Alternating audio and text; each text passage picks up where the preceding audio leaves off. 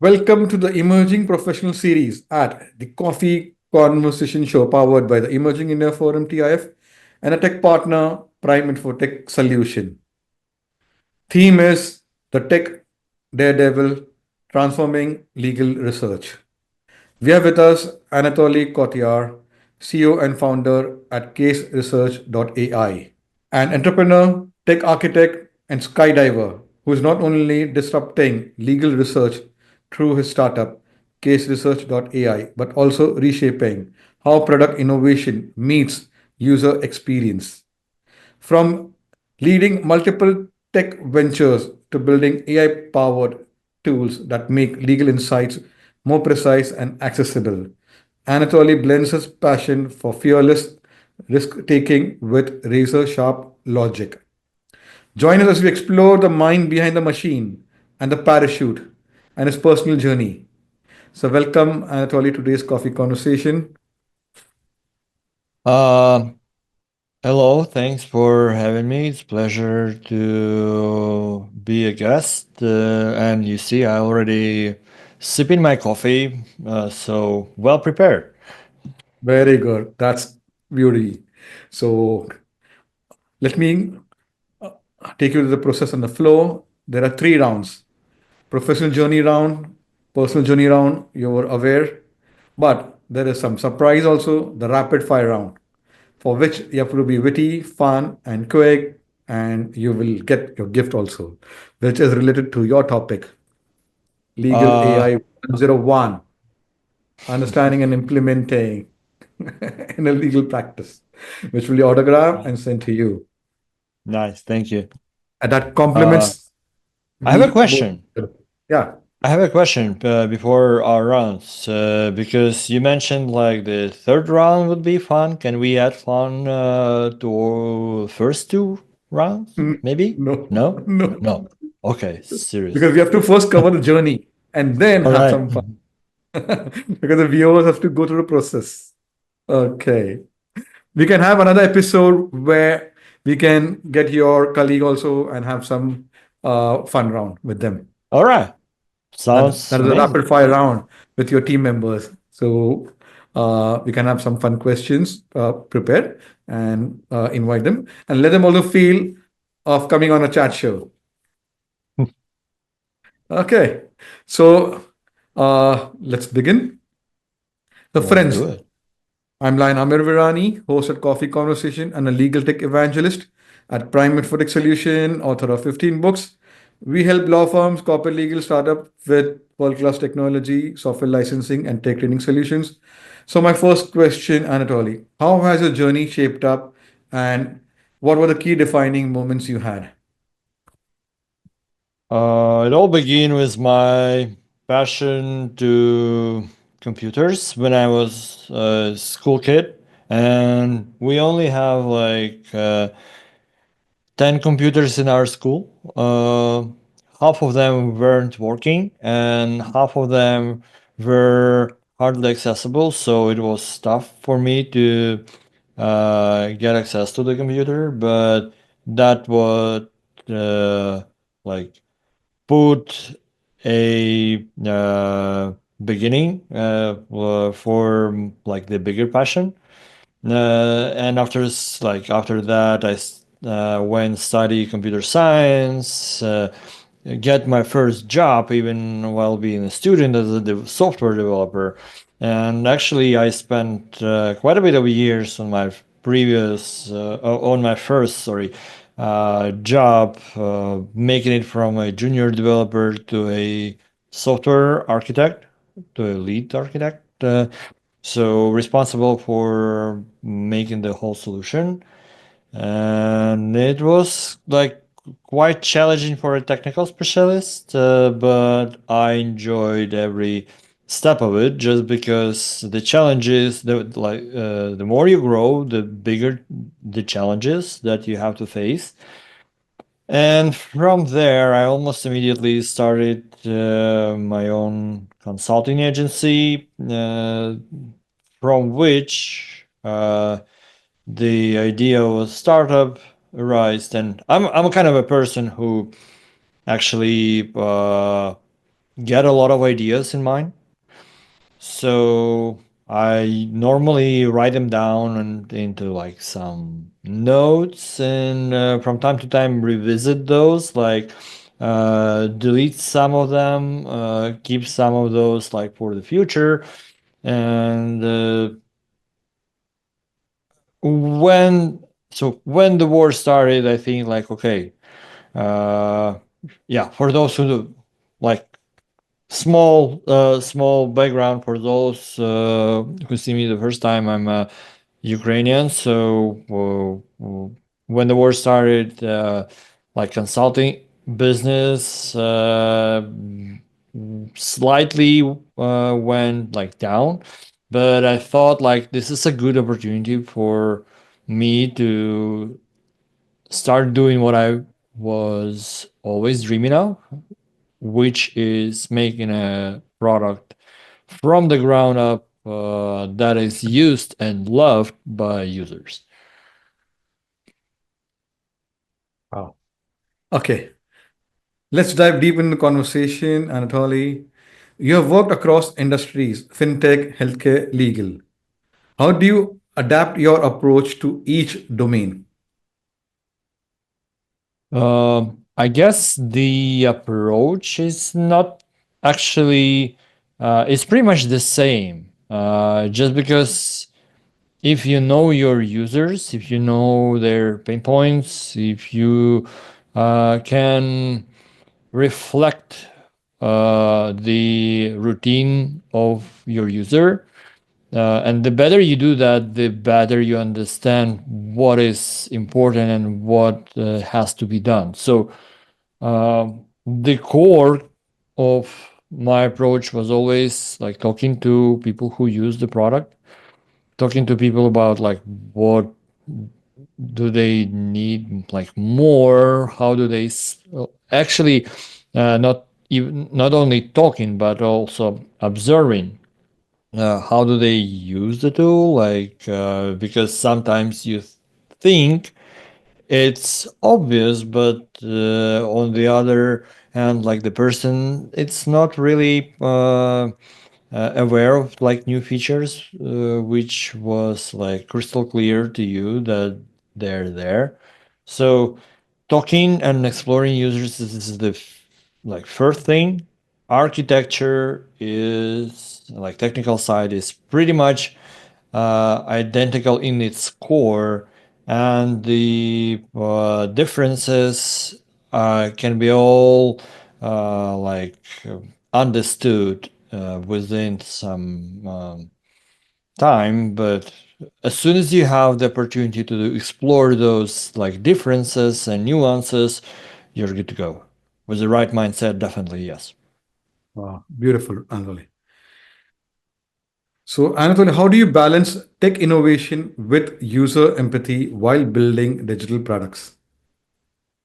That's actually a tough question. Right. In my opinion, the doesn't really matter how you solve the problem as long as it solves someone's problem, right? So if people are using it, people are happy, or I mean, let's be honest. There are not that many software that makes us happy, and but there are software that we use and it just works. And for some people, this is like a great sign that it's a good product, right? Because honestly, like every time I use Excel or spreadsheets, I'm not excited. I'm just like doing it. But this tool gets me my job done. So I think this is like a great product. So it's not a matter of balance for me. It's what it like the technology and the innovation. It's the means of achieving what user needs. And as soon as new technology comes to market, or it brings up new opportunities, which helps people who supply software be more creative and help people even more. Beautiful. So, Anatoly, are there any product philosophies or mantras you live by while creating new tools? Um, that's thank you for the question. Uh, if you sees that, like, in my opinion, if I see that something is not done, all right, let's return uh, to the younger ages. We all read sci-fi books, right? And we all have this future image of the future in mind. And from time to time, if you compare where you are right now and the picture of the future in your head from those younger years, you think like, okay, we are not there, but we are moving that way. And what separates us from moving closer towards that picture? And if you see like something is missing and people are not doing that, okay, yeah, this is like the good um point for you to start something new. Or if you see people struggling, because honestly, like for me, I'm a kind of person who hates routine. And if I see people struggling, I usually like, may I help you with this? Like, do you, even if it's not my product, but I usually like to help people to remove those time, like wasted hours. Uh, and if I see that this pattern repeats from person to person, this is for me also a point where to look deeper into the problem and understand why and try to solve it. Wow, beautiful. So, Anatoly, how do you approach hiring when you are building remote global tech teams? Ooh, that is a tough one. For me, it's important to find this chemistry between me and the person I'm hiring. And like, because at the end of the day, we don't, it, even if people are superstars, but it's a pain to work with them. It means that one superstar can bring the performance of the entire team down because the rest of the team will not be performing, right?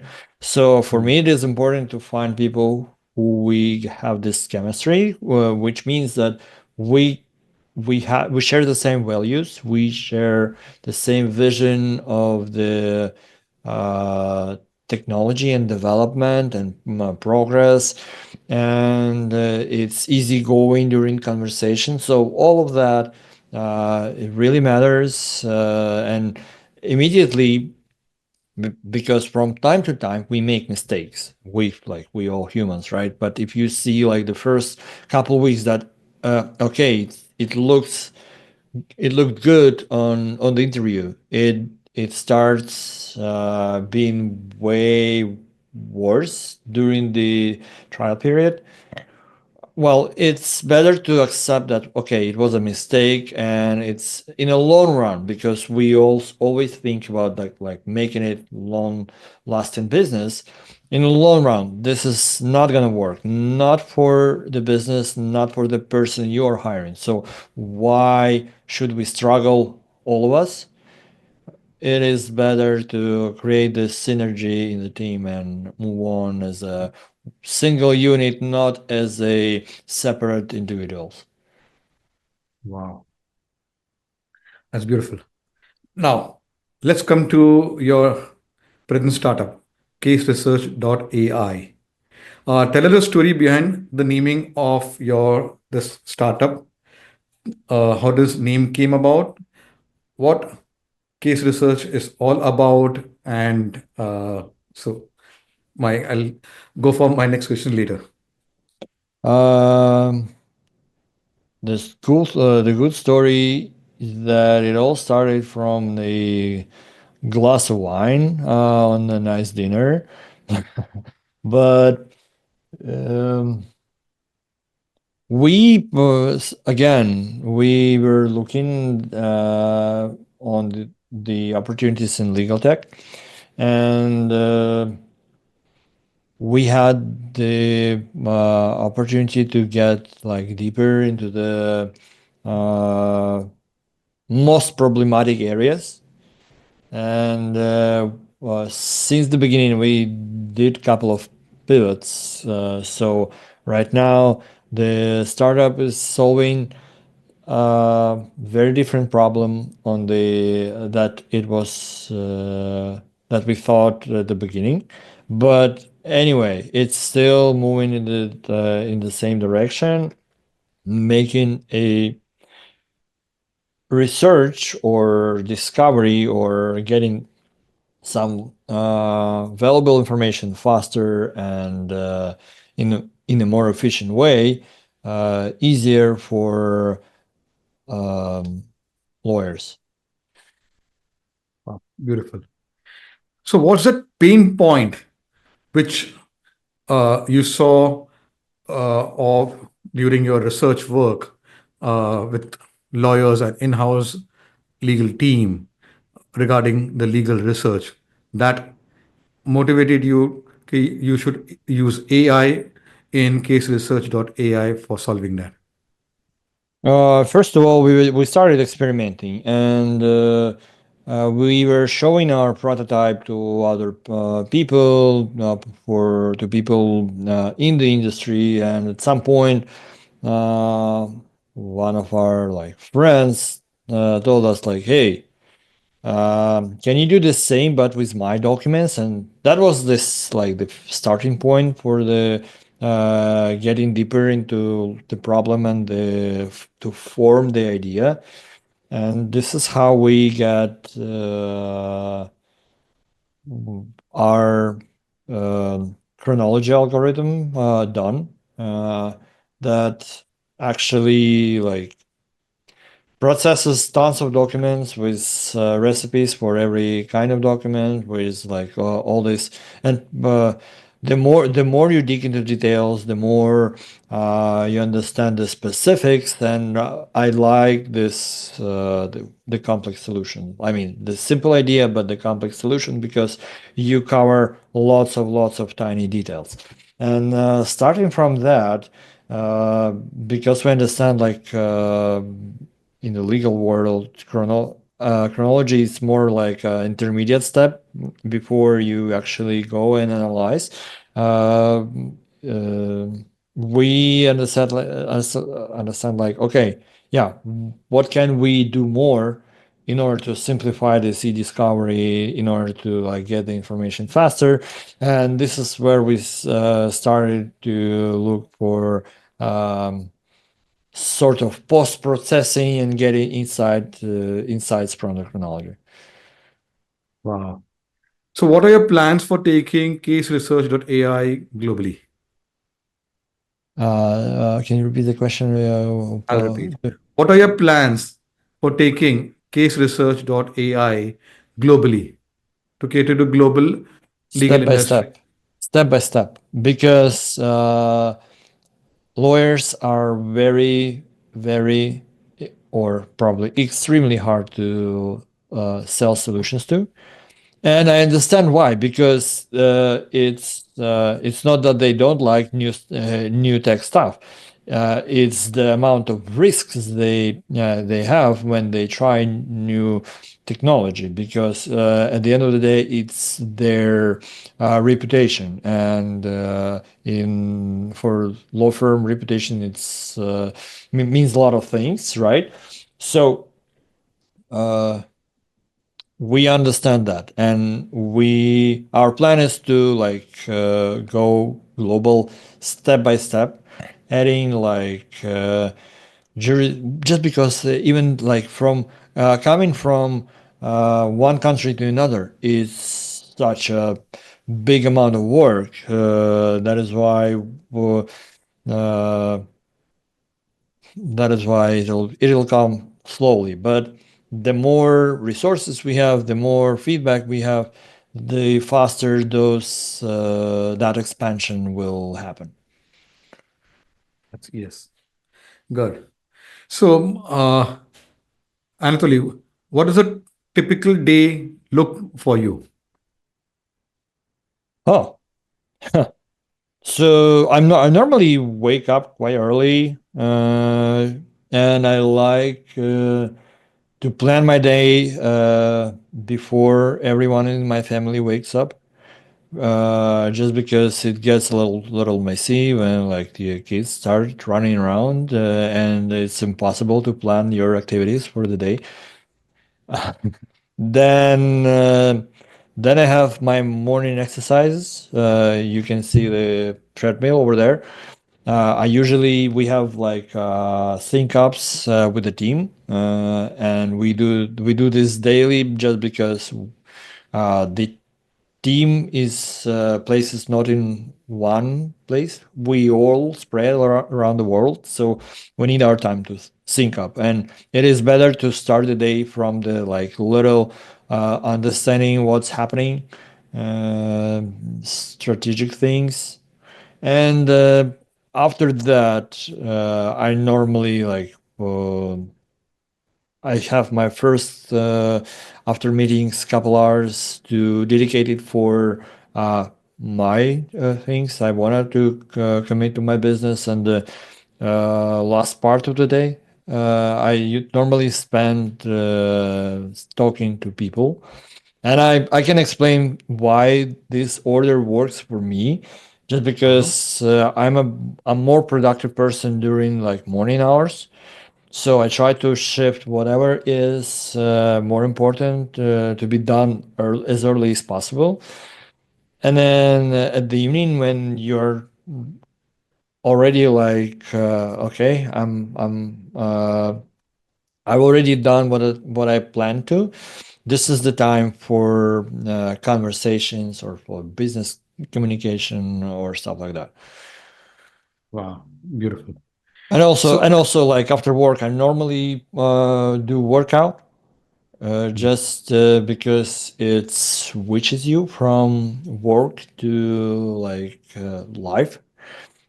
For me, this is a great switch. I normally do like 5 workouts a week, just because like I at some point I realized that without a workout, you still keep thinking about like your work, and your work never ends.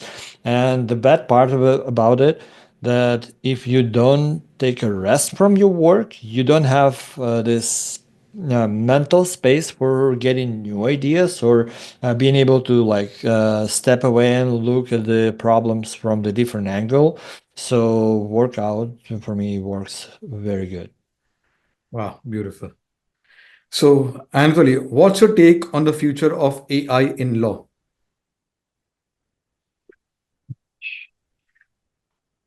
Wow. You already see that it is changing the industry.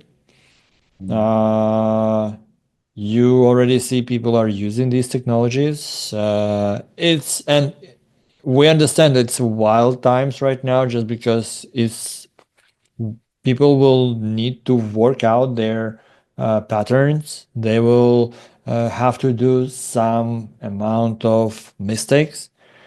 This will definitely happen. This is why everyone is so like slow adopting it, but finally we'll come to change the routine activities. It will like AI will not be thinking for lawyers, and AI will not be taking responsibility of a lawyer, but it will definitely speed up some routine activities that people uh, normally are stuck with. Uh, I'm not sure if it's affect like or let's put it this way. I'm not sure if it's gonna solve non-billable hours problem, but it will definitely affect it in a better way. So, in my opinion, law firms will be benefiting from AI in this, start earning more. Yeah, and probably it will make law more accessible to more people. Oh, beautiful. So my last question for your professional journey round, Anatoly, uh, what advice would you give to tech innovators, young tech innovators out there? Oh, sometimes I think I need advice from someone else, but uh, just it may sound cliche, but go for it. Just do because without trying, you're never gonna get to your dream, right? Wow. So let's go to the next round, Anatoly, and understand you as a person. Tell us about your family and your formative years. Um, my father is a military or ex-military person, so you can imagine my childhood was like tough. Uh, but but it was all good because like my father used to serve in different locations, so we traveled quite a bit, and this Mm. is where I like fell in love with traveling, and I still think like this is one of the greatest things in life just because it allows us like to look at the world wider, experiences some new cultures, new experiences. Sorry for this, but um, it allows one to grow mentally, and this is super good. But after that, like nothing extraordinary, except for you already mentioned that I do skydiving. So this was one of the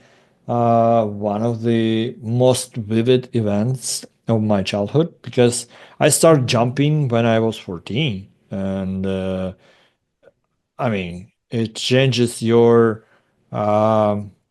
relations to risk because okay and you don't understand it at that age, but the more you live, the more you start to processing it, you think you understand like how your life has changed because of that one single event.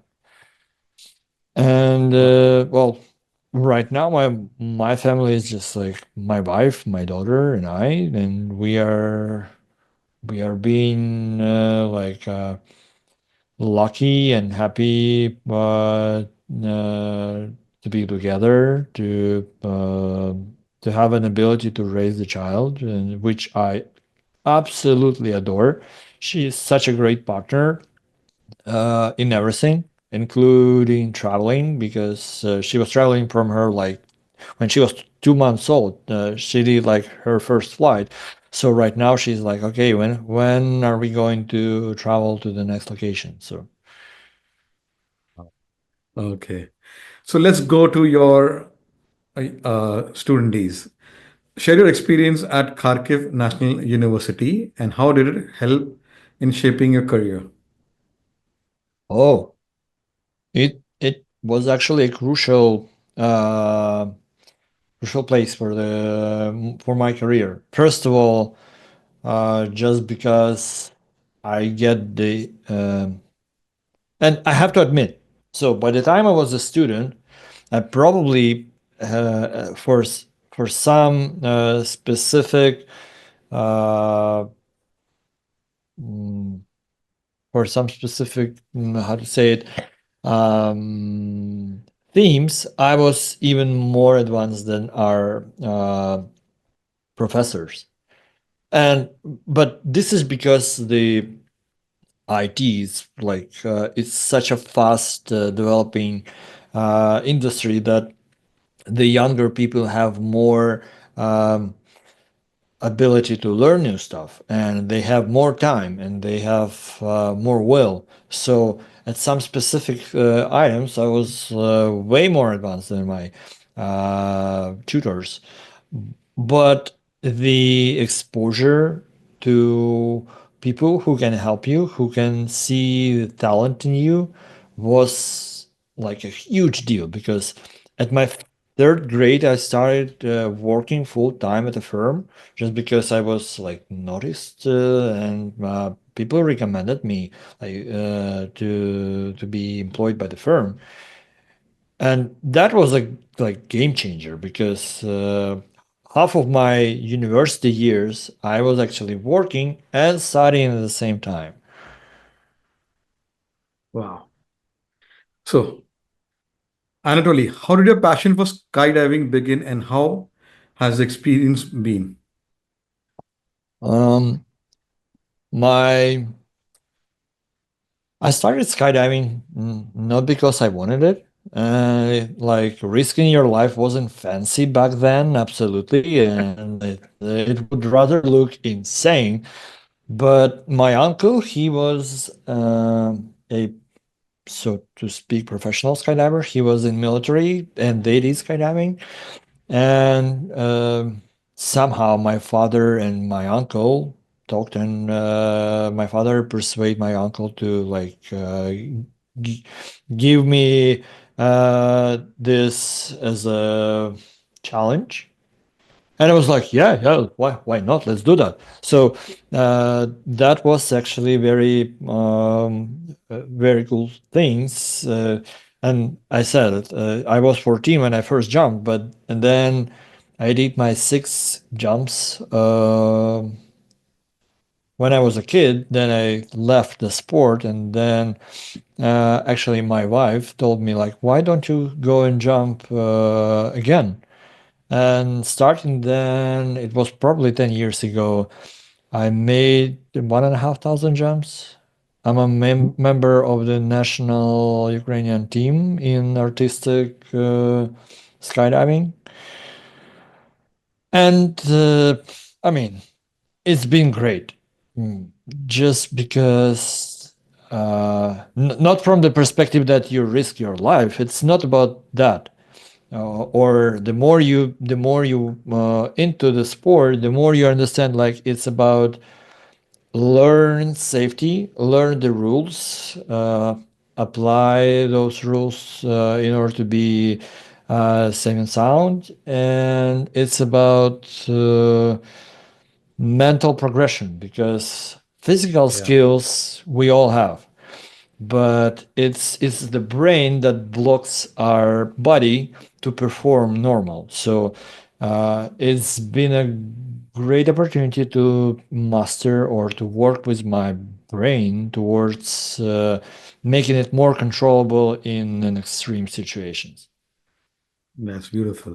That's one. So, Anatoly, do you have any hobbies or rituals that help you reset mentally? Yeah, skydiving is one of those. But as I told you before, workout works for me. Resetting. It's a small reset, right? Just because you at the end of the day you go for a walk, and even just 1 hour walking, it's enough for you to make a reset. But it's so important to do that. Mm. The value of the reset is amazing. And of course, Wow. traveling, but not business travel, but rather recreational travel, when you switch off your working emails and you try to experience and like look around. I enjoy traveling to like places with nature where there is not a lot of human touch. Like this is like wow, it's a huge reset as well. Wow. So, is there a childhood memory that still makes you smile whenever you think of it? Uh, I mean, couple of creepy ones, yes, but Uh, I was probably at my grandma's, and she had some like chickens and geese and like all those animals, and I used to play with those, and there was a lot of situations that happened back then that everyone was laughing at. I used to run trying to catch the chicken, and I fell into the mud. And this was my like one of the first lessons that if you can catch it, just you have to uh, think of different tactics how to do that, because like the direct way it's not working. But Wow, that's beautiful. So, if someone wants to visit Ukraine, what are your recommendations to have food and places to visit? uh, two places come to mind initially. Like our capital is an amazing place.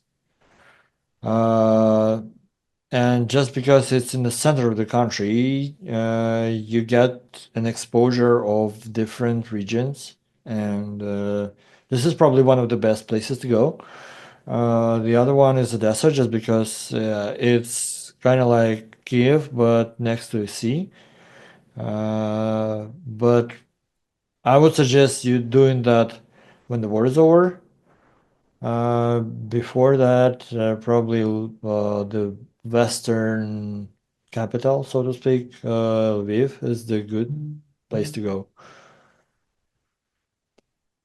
Food, food choices to have in Ukraine. Say it again? Food choices to have in Ukraine. Oh, yo, yo, yo, yo, food choices. Um, well, Ukrainian food is not as vivid as Indian, and I must admit, you cannot say that whatever you try is 100% tasty, because that was my experience with Indian food. But definitely try everything. If you into trying local cuisine, definitely try like borscht, which is local Ukrainian soup. Definitely try some dumplings with the sweet ones are my favorite. And anyway, there are lots of Ukrainian restaurants that cook or serve just regional food. So I would suggest go there and try whatever the best they known for. It will 100% be like a win-win. Wow, beautiful. So, Anatoly, what are your plans for 2025 personally and professionally? This is very tough question. Like extremely, because 10 years from now, I don't know. Honestly, I don't know, and this is not because uh, it's you see we have the war happening. So during those like 3+ years, we all learned that all of your plans may be changed tomorrow. Yeah, So uh, try to like aim for something, but live every day in full. And this is probably the good lesson we learn from this horrible thing that is happening. But I don't know. I don't have any plans. I hope everything is all right in 10 years, and we can all get together and say like, hey, you see like the company is doing good, the family is doing good, and we all safe and sound. Mm, Something like that. I can understand. Okay. My last one is a googly one. Describe Anatoly in one line. Uh, he's a Big adventure. Wow. Wow. So let's go to the next round and have some fun. Your go-to comfort food. Comfort food? Yeah. I normally I usually try to eat it every day. I eat simple food like porridge and a little bit of like canned tuna. That's it. Lots of protein, good for your health. Period. Wow.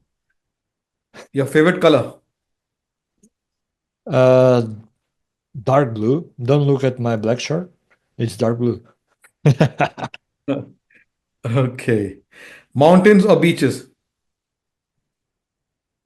Mountains. Scuba diving. Mountains. Sorry, Yeah. skydiving. Okay. Before skydiving, actually, I can like I did 10 years of snowboarding. I've been traveled to Kashmir for like 2 times, which I Wow. loved completely. This like life-changing experience as well. Beautiful. Wow. So, music while working, your workouts, or complete silence? Unfortunately, I don't have any options because it's usually loud in the place I doing workouts. But yeah, I like it. Music is good. It helps you like do more. Wow. You like solo travels or group getaways? Oh, it's totally two different activities, and I like both of them. Wow. Best piece of advice received? Oh, Um, don't be afraid. I know it's a generic, but um sometimes you don't even realize that you don't do something because you're afraid of some virtual thing that may never happen, and you don't do it. So as soon as you realize, okay, there is nothing to afraid of, you go and do it. Wow. A mantra you live by? Probably this is the same. Don't be afraid. Wow. So, uh, coffee or your local Ukrainian beverage? Coffee, because local Ukrainian beverage, the first one that comes to mind is a hard liquor, and you don't want to like do that often. Honestly, No. yeah. Honestly, I'm doing that once a year with my father, but not often. Wow. So you did well, and here's a gift. Legal AI 101, which will be Thank autographed. you. Answer, yeah. Yo. So, friends, it was a lovely conversation having with Anatoly. Uh, and all those tech innovators out there, watch this episode, whether tech, legal tech, the process steps is the same. And now he's come up with this new tech startup, CaseResearch.AI. So all those legal tech startup founders, watch this episode and really will inspire you, whether you're from India or globally. Tech innovation is the principles are the same. Watch the episode, get inspired. So, like that, there are 450 coffee speakers from India, from international. We have various series also. Uh, Subscribe, get inspired, and if you want to be featured like Anatoly, visit our website, the Emerging India Forum, or our LinkedIn page, the Emerging India Forum, or how Anatoly's colleague referred to invite Anatoly to be featured on the Coffee Connoisseur. So, like that, your team members can also vouch for and put in a word to a team coffee and have some lovely coffee conversations. So, take care. Thank you. Thanks for having me, and it was a pleasure being a part of such a great conversation. Feel free to reach me out in the LinkedIn. This is probably the primary channel for drop me a message. I'm normally replying to all of the messages. So yeah, let's stay in touch.